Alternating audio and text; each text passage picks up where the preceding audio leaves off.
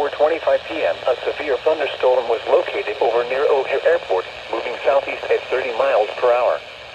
Hazard, 60 miles per hour wind gusts. Source, radar indicated. Impact, expect damage to roofs, siding, and trees.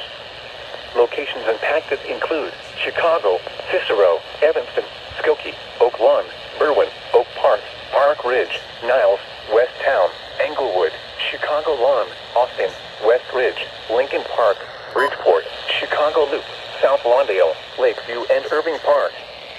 This includes Brookfield Zoo, Lincoln Park Zoo, Loyola University, Triton College, University of Chicago, Hawthorne Park, Northeastern Illinois University, Soldier Field, University of Illinois Chicago, Guaranteed Rate Field, Illinois Institute of Technology, the Loop, Museum of Science, and campus in Northerly Island.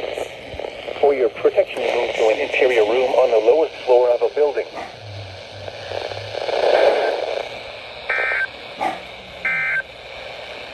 The following is a special